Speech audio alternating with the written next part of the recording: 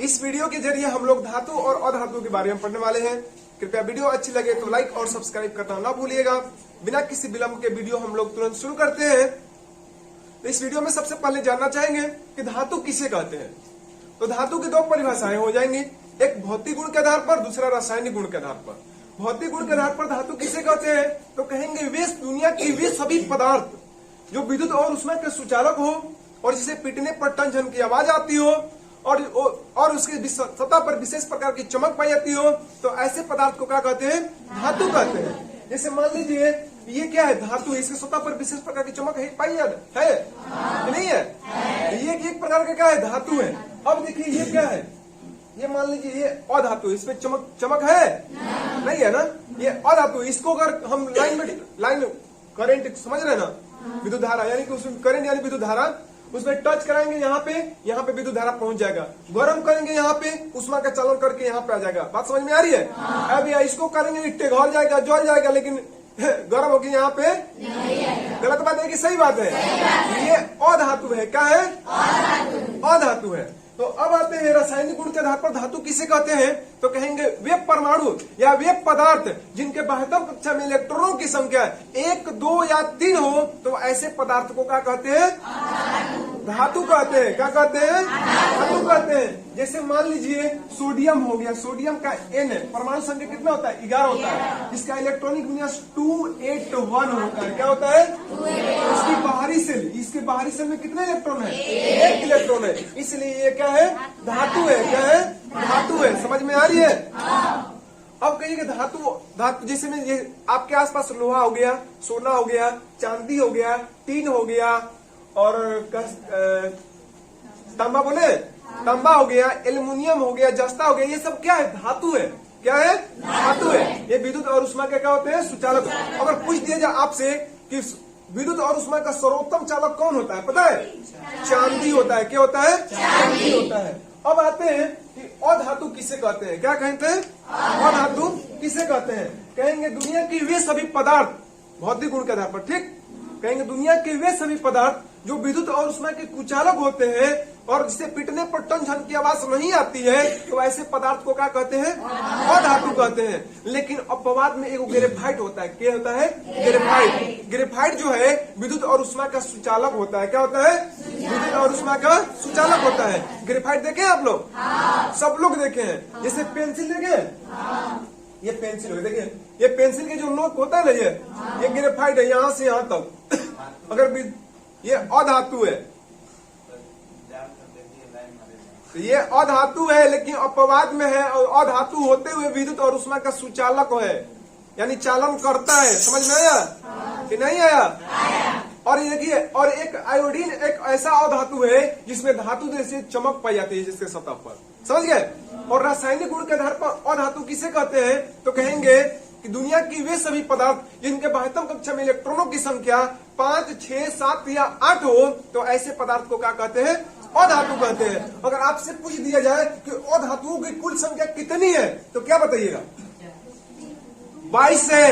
कितनी है? 22 है, जिसमें से 11 अधातुएं द्रव गैसीय अवस्था में पाई जाती है और 10 ठोस अवस्था में पाई जाती है और एक इकलौता ब्रोमीन जो है द्रव अवस्था में पाया जाता है। कैसा अवस्था में पाई जाती है? द्रव अवस्था में पाया जाता है। और द्रव अवस्था में पाया जाने वाला धातु कौन है? पारा है। पारा, अरे याद नहीं कराया गया था महाराज, राम ने रावण को मारा और द्रव अवस्था में पाया जाने वाला धातु है पारा। समझ में आ रही है कि नहीं आ रही है? और अच्छा, एक आप लोग के दिमाग में नहीं आती होगी कि धातु आता कहां से, लोहा कहां से आता है? मशीन में बनता है लोहा? कहां से आता है? जब आसमान से, बक्सा में से, कहां से मारा जाता है? पृथ्वी तल से तो मार कल गला के पानी निकलता है, माटी निकलता है, हमारे धातु कहाँ निकलता है?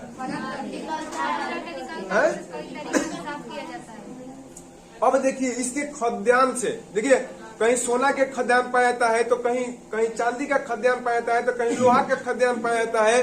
तो क्या पृथ्वी के खनन द्वारा, पृथ्वी के सबसे पहले आइए खनिज, कहेंगे खनिज किसे कहते हैं तो कहेंगे, देखिए धातु खनिज पहले प्राप्त किया जाता है, खनिज से फिर अयस्क लिया जाता है। अयस्क किसको कहते हैं ये भी जानकारी मिलेगी आपको, टेंशन मत लीजिए। पहले जानना चाहेंगे खनिज किसे कहते हैं, ठीक? तो कहेंगे एक धातु और उनके यौगिक से युक्त वे पदार्थ जो पृथ्वी के खनन द्वारा प्राप्त किए जाते हैं, तो ऐसे पदार्थ को क्या कहते हैं? खनिज कहते हैं। क्या कहते हैं? खनिज कहते हैं। और अयस्क जानते हैं किसे कहते हैं? एक महिला विभाग, जैसे मान लीजिए महिला विभाग आपके घर में है, ठीक है ना? अरे समझ रहे हैं? महिला विभाग है और मान लीजिए खाना बनाने को खूब बढ़िया कह दीजिए कि पूरी बना दीजिए, कचौड़ी बना दीजिए, खीर बना दीजिएगा, सब्जी बना दीजिएगा, पूरा एकदम बढ़िया से एकदम चकाचक बनाइए, जरा एकदम सब व्यवस्था ला के दे दीजिए। कहेंगे कुछ कम बजे इतना ठीक रही तो कहिएगा अच्छा छोड़िए ना, खीर मत बनाइएगा, रहने दीजिए। फिर अभी इधर उधर करेंगे बेचारी। अगर कह दीजिएगा, अगर एक को सामान घटाते घटाते घटाते एकदम घटा करके कह दीजिएगा कि रोटी, कुचला रोटी बना दीजिए, कहेंगे अरे वाह बहुत बढ़िया। तो कहिए फिर कह दीजिएगा अरे कुचला रोटी क्या बार बार सेकिएगा, तो मार भात चोखे चला जाए, तो कहेंगे अरे वाह वाह वाह बहुत बढ़िया बात है। तो अब कहिए अरे मार भात क्या बनाना है, मैगी मंगाइए ना महाराज, मैगी ले ले, तो कहेंगे अरे लाइए ना, वही खा के सो जाएगा। तो मैगी लाने की कोशिश कीजिएगा ना, कहेंगे अरे महाराज क्या मैगी लाइएगा, 2 पैकेट कुरकुरा रखा है खा के सो जाए ना, कहेंगे हो। यानी कि क्या कहीं कम मेहनत कम खर्च। पूरी कचौड़ी कोई बनाने में ढेर खर्चा लगता है ना, ढेर मेहनत लगता है ना, कम खर्च कम मेहनत में फरियादी महिला विभाग अयस्क भी वैसे ही कहता है। अयस्क किसे कहते हैं? तो वे खनिज जिनसे धातु कम खर्च में और आसानी से प्राप्त हो जाए, तो ऐसे खनिज को अयस्क कहते हैं। यानी कि कहने का मतलब यह है कि प्रत्येक अयस्क का है खनिज, यानी खनिज में तो अयस्क कह रहे हैं, लेकिन ऐसा खनिज होना चाहिए जिसका से आसानी से आप कम खर्च में क्या प्राप्त हो जाए? धातु प्राप्त हो जाए। बात समझ में आ रही है कि नहीं आ रही है? आ रही है? झूठ बोल रहे? नहीं बोल रहे? सही बोल रहे? चलिए बहुत बढ़िया है। तो अयस्क समझ में आई? इसे महिला विभाग कम खर्च में और आसानी से खिला के कुरकुरे सुला दे। नहीं, अगर महिला विभाग से कह दिया जाए तो यही कहेंगे भाई क्या बनाना है, चलिए यही तो हो जाए। आगे बढ़ते हैं। अब चलिए आपके प्रश्न, कुछ प्रश्न है, देखते हैं। अब करें कि करे धातुएं ऑक्सीजन से संयोग कर, धातुएं ऑक्सीजन से संयोग कर जो ऑक्साइड बनाती है ना, वो ऑक्साइड कैसी होती है? अम्लीय होती है या क्षारीय होती है? तो कहेंगे कि धातुओं के ऑक्साइड क्षारीय होते हैं और अधातुओं के ऑक्साइड अम्लीय होते हैं। अब कुछ ऐसी धातुएं जो होती है ना, जिनके ऑक्साइड अम्लीय और क्षारीय दोनों होते हैं, तो उन्हें द्विधर्मी ऑक्साइड कहा जाता है। क्या कहता है? द्विधर्मी ऑक्साइड कहा जाता है। समझ में आ रही है? अगला प्रश्न कह रहा है मान लीजिए आयनिक यौगिक किसे कहते हैं, ठीक है? कह रहा है कि आयनिक यौगिक किसे कहते हैं? तो कहेंगे, जरा ध्यान से सुनिएगा, कहेंगे धातु और अधातु जब अभिक्रिया करके जिस नए पदार्थ का निर्माण करता है ना, या जिस यौगिक का निर्माण करता है ना, उस यौगिक को क्या कहते हैं? आयनिक यौगिक कहते हैं। लेकिन किताबी लंबाई से चलेंगे तो कहेंगे कि वे यौगिक मतलब इलेक्ट्रॉनों के स्थानांतरण के फलस्वरूप, स्थानांतरण मतलब हम उनको दे दिए फिर लिए नहीं, ठीक? इलेक्ट्रॉनों के स्थानांतरण के फलस्वरूप बने यौगिक को आयनिक यौगिक कहते हैं। आयनिक यौगिक में हमेशा एक धातु और दूसरा अधातु होता है। और स्वसंयोग यौगिक तो इलेक्ट्रॉनों के साझा के फलस्वरूप, साझा का मतलब जितना दिए उतना लिए, तो इलेक्ट्रॉनों के साझा के फलस्वरूप बने यौगिक को स्वसंयोग यौगिक कहते हैं। समझ में आ रही है कि नहीं आ रही है? तो चलिए शुरू करते हैं ऑब्जेक्टिव। करें निम्नलिखित में से किस धातु को केरोसिन में डुबो कर रखा जाता है? सोडियम पर कहता है। वाह, याद है? किस पर कहता है? सोडियम पर कहता है। अच्छा, पता है क्यों रखा जाता है? अगर क्योंकि केरोसिन तेल के अंदर ना ऑक्सीजन नहीं मिलता है, और सोडियम एक ऐसा धातु है कि ऑक्सीजन मिलते ही भभक उठता है, पूरा हवा जलने लगेगा। अगर भैया पानी में डुबो कर रख दीजिए, पानी में आग लगा देगा। अगर पानी में आग लगानी हो, सोडियम को फेंक दीजिए, समझ गए? पानी में आग लग जाएगी। अब दिमाग में होगा अरे भाई केरोसिन में रख रहे हैं, पानी में जो आग लगा दे। अरे भैया क्योंकि केरोसिन में ऑक्सीजन नहीं मिलती है और पानी में ऑक्सीजन मिलती है। अब कोई सोच रहा होगा तब हमनी के नौकिया पनिया में डूबे नहीं है तो कहे मुझे नहीं है। आप उस ऑक्सीजन को नहीं ले पाते। जैसे मछलियां है ना, मछलियां तो जल में घुली ऑक्सीजन को लेती है तभी जिंदा रहती है। अगर ओकरा में केरोसिन तेल डाल दीजिए तो मछलियां क्या हो जाएगी? 3 लकड़ी चले जाएगी, मुँह जाएगी। समझ गए? नहीं समझ में आ रही है? अगला प्रश्न कह रहा है कि बॉक्साइट निम्नलिखित में से किस धातु का अयस्क है? तो बॉक्साइट निम्नलिखित में से ऑप्शन दिया गया मैग्नीशियम, सोडियम, एल्यूमिनियम, बेरियम। किसका है? मैग्नीशियम का ना है, एल्यूमिनियम का है। क्या कर रहा है? एल्यूमिनियम का है। किसका है? बॉक्साइट एल्यूमिनियम का अयस्क है। अगला कह रहा है कि निम्नलिखित में से किस धातु पर वायु का प्रभाव नहीं पड़ता है। अब जरा ध्यान से सुनिएगा, धातुएं प्रकृति में दो अवस्थाओं में पाई जाती है, एगो संयुक्त अवस्था, एगो मुक्त अवस्था। एगो संयुक्त, एगो मुक्त। भैया जैसे एगो संयुक्त हो गया ना, तो ये क्या करता है कि वायुमंडल में उपस्थित ऑक्सीजन, जलवाष्प और कार्बन डाइऑक्साइड से क्या करता है, अभिक्रिया करके अपने सतह पर एक ऑक्साइड की परत का निर्माण करती है। यानी कि इनके संक्षारण होता है, जिससे संक्षारण से क्या होती है, धातुओं की नष्ट हो जाती है, धातुएं नष्ट हो जाती है, ठीक ना। लेकिन जो मुक्त अवस्था में पाए जाते हैं उस पर जलवाष्प, ऑक्सीजन और कार्बन डाइऑक्साइड, सल्फाइड, ये सब का किसी की चीज का प्रभाव नहीं पड़ता है। उसमें से क्या है, सोना, चांदी और प्लेटिनम है जो मुक्त अवस्थाओं में पाई जाती है। क्या होती है? सोना, चांदी और प्लेटिनम मुक्त अवस्था में पाई जाती है। इस पर भी जलवाष्प, कार्बन डाइऑक्साइड और ऑक्सीजन का कोई प्रभाव नहीं पड़ता है। तो इसमें ऑप्शन दिया गया है सोना, सोडियम, लोहा, तांबा। ये भैया सोना होगा। क्या होगा? सोना होगा। जैसे सोडियम को भैया बाहर निकलिए भक जाएगा, बरफने लगेगा। लोहा पर देखिए लाल लाल लगल है, देख रहे हैं ना, इस पर ऑक्सीजन का प्रभाव पड़ेगा। लोहा को पड़ेगा, काट डालेंगे। अब तांबा में हरा कलर का संक्षारण होता है, देखे घर पे? नहीं देखे? अब करें निम्नलिखित में से कौन सा लवण समुद्री जल में पाया जाता है? आप बताइएगा, आप लोग समुद्री जल से क्या बनाया जाता है? नमक। पक्का। नमक को इंग्लिश में क्या बोलते हैं? साल्ट बोलते हैं। सूत्र क्या होता है? NaCl, यानी इसको बोलते हैं सोडियम क्लोराइड। तो यह भी है समुद्री जल में क्या पाया जाएगा? कौन सा लवण? NaCl, यानी सोडियम। कोनो दिक्कत है? अगला कह रहे हैं कि इनमें से किस धातु का विस्थापन करके लवण के विलयन से लोहा द्वारा प्राप्त होता है? अरे कह रहे कि इनमें से किस धातु का विस्थापन करके लवण के विलयन में लोहा द्वारा प्राप्त होता है? यानी कि कह रहा है लोहा द्वारा प्राप्त होता है, कैल्शियम, सोडियम।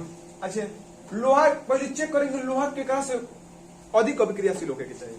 अब यह कैल्शियम दिया है, सोडियम दिया, पोटेशियम दिया है, तो कैल्शियम, सोडियम, पोटेशियम लोहा से क्या होता है? अधिक अभिक्रियाशील होता है। एगो यही में दिया है तांबा, तो तांबा जो होता है लोहा से कम अभिक्रियाशील होता है। अब आप ही बताइएगा, जो बोरियर रहेगा कमजोर आदमी को पटक देगा कि नहीं पटक देगा? आए भैया कमजोर वाला बोरिया भी लड़ जीवो, उठा के मारेगा, तू झोपड़ भी होश हो जीवो ना हो जीवो। तो अब लोहा किसको विस्थापित करेगा? तांबा को। यानी कि जब कॉपर सल्फेट के जलीय विलयन में लोहे के चूर्ण को डाला जाता है, तो लोहा क्या करता है? फेरस सल्फेट का निर्माण कर देता है और कॉपर को क्या करता है? विस्थापित कर देता है। किंतु जो लोहा होता है कॉपर से अधिक अभिक्रियाशील होता है। अगला करें, फिर करें निम्नलिखित में से कौन सी धातु साधारण ताप पर द्रव रूप में पाई जाती है? अब ये बताया गया है कौन सी धातु द्रव अवस्था में पाई जाती है? पारा। कौन सी धातु? पारा। सही बात है, जिसको मरकरी भी कहते हैं। परमाणु संख्या मरकरी कितनी होती है? 80 होती है। कितनी होती है? 80। करें निम्नलिखित में से कौन विद्युत का सुचालक है? Sulphur, plastic, iodine, graphite. Graphite है। क्या है? ग्रेफाइट। क्योंकि सल्फर, प्लास्टिक, आयोडीन का अधातु है, ग्रेफाइट भी अधातु है, लेकिन ग्रेफाइट एक अपवाद है जिससे वो विद्युत और ऊष्मा का सुचालक है। ठीक है, आगे क्रियाशीलता श्रेणी में हाइड्रोजन के नीचे वाली धातु में ऑप्शन दिया है अम्ल से अभिक्रिया कर हाइड्रोजन आयन देती है। एक बात समझ जाइएगा, जो नीचे वाली ऐसे होती है,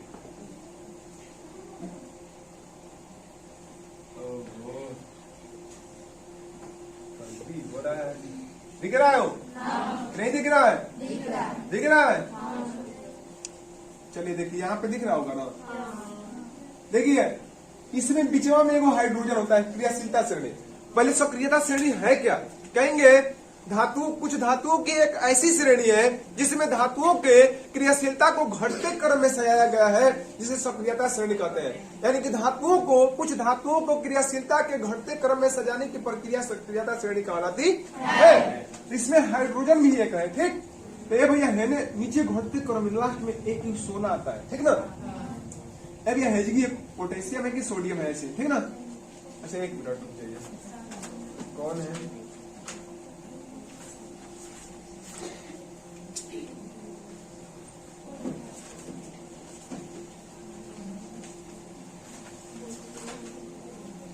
पोटेशियम है,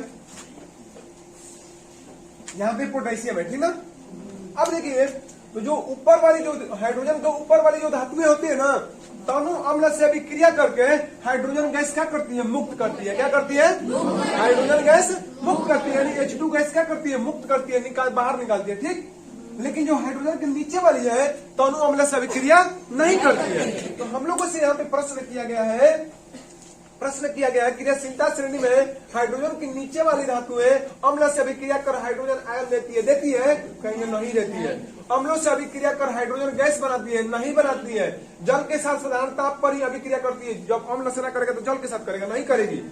करे इनमें से कोई नहीं? कहेंगे हाँ इनमें से कोई नहीं। ठीक है, आगे अब कहें निम्नलिखित में से कौन सी धातु अम्लराज के अलावे किसी अन्य अम्ल में नहीं घुलती है?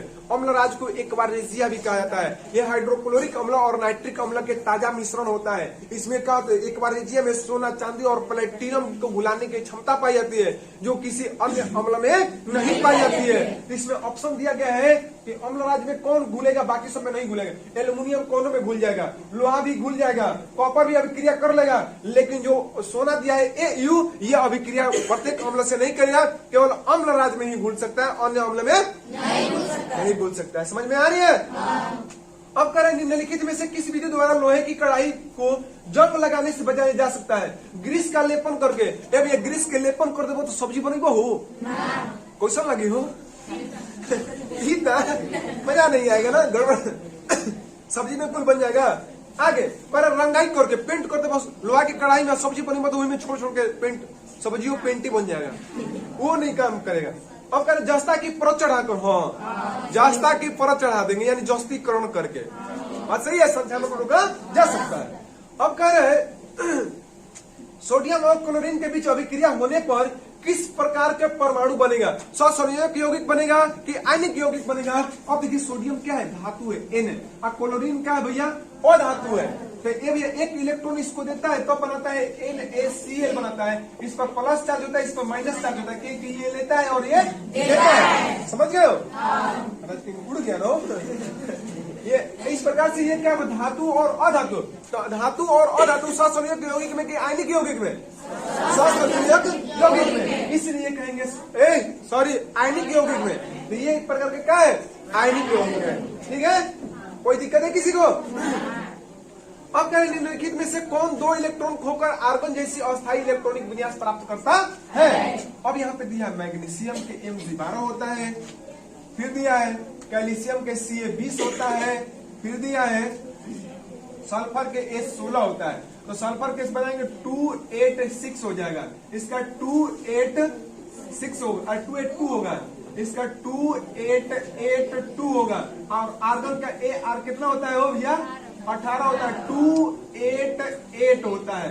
ए भैया हई त्याग दियन दुगो हई के करे लेके प्राप्त हो जियन, तो भैया नियोन जैसन हो जियन, 28 हो जियन। ठीक, लेकिन हई दुगो त्याग हन तो आर्गन जैसन प्राप्त करियन, तो यानी कि कहेंगे कैल्शियम होगा। क्या होगा?